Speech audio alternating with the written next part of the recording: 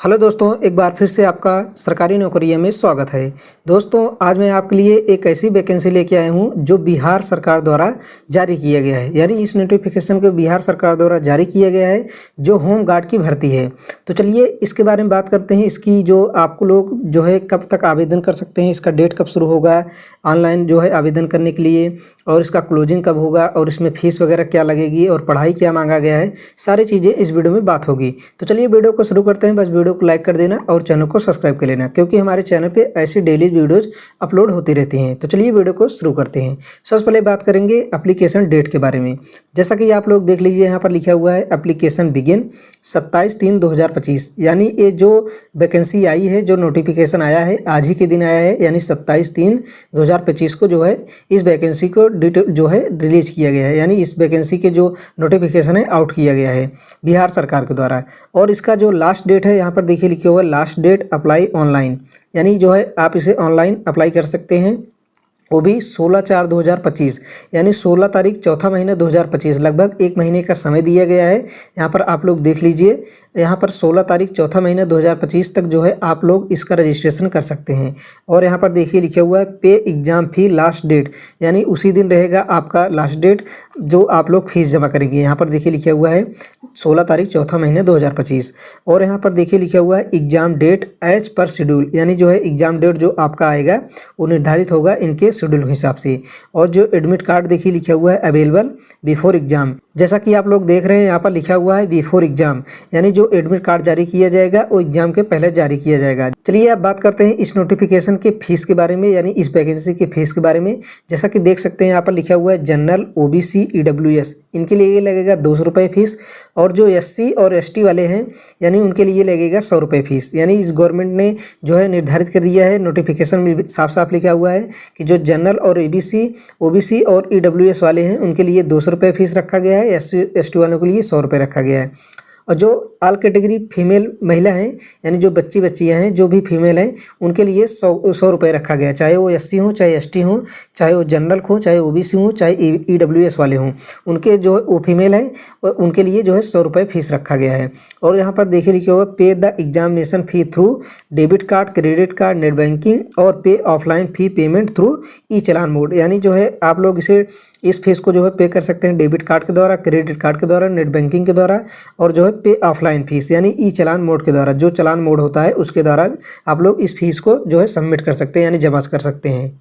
अब चलिए बात करते हैं एज लिमिट के बारे में, क्योंकि जो भी वैकेंसी आती है उसमें एक निर्धारित किया जाता है कि आप जो है कितने साल तक फॉर्म भर सकते हैं, आपका जो है मिनिमम एज कितना होगा और जो मैक्सिमम एज होगा वो कितना होना चाहिए। तो जैसा कि आप लोग देख रहे हैं नोटिफिकेशन में लिखा हुआ है, मिनिमम जो एज होना चाहिए आपका 19 साल होना चाहिए, और यहाँ जो आपका मैक्सिमम एज होना चाहिए वो 40 साल होना चाहिए। यानी अगर आप लोग जो है 12th कर लिए हैं, अगर आपका जो है उम्र 19 से 40 के बीच में है तो आप इस फॉर्म को भर सकते हैं।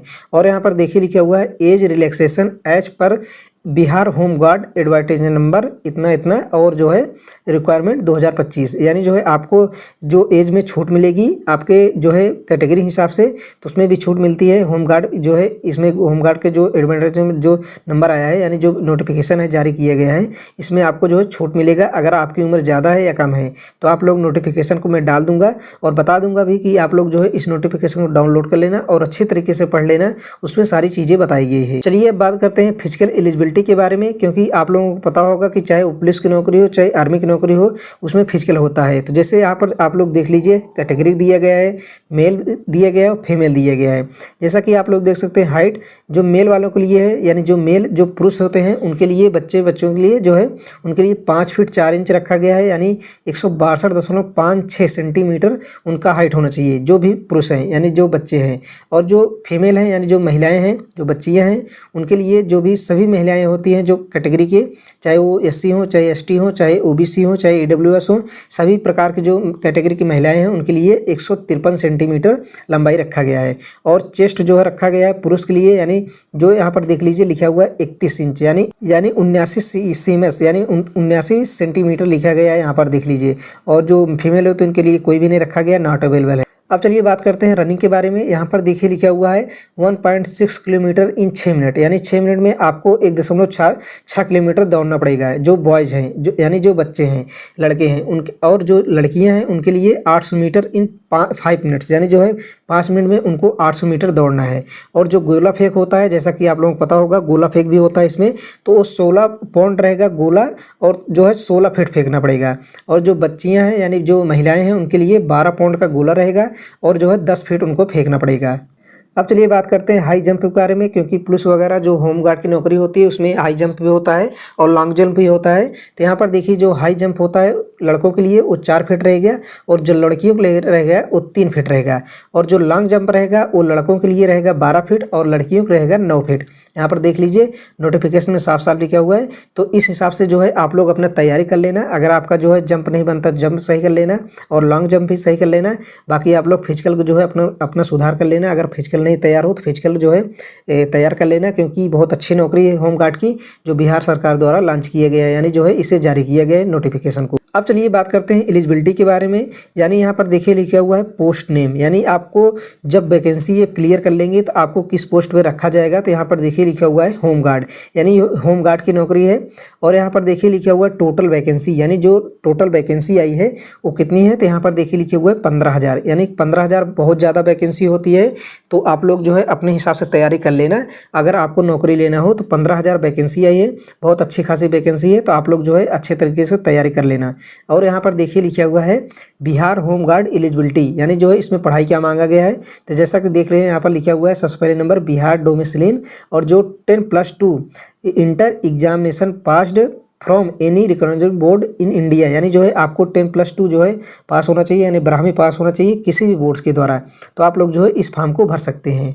आप लोग देख लीजिए यही नोटिफिकेशन है। इसमें देखिए यहाँ पर साफ साफ लिखा है 15,000 की वैकेंसी है।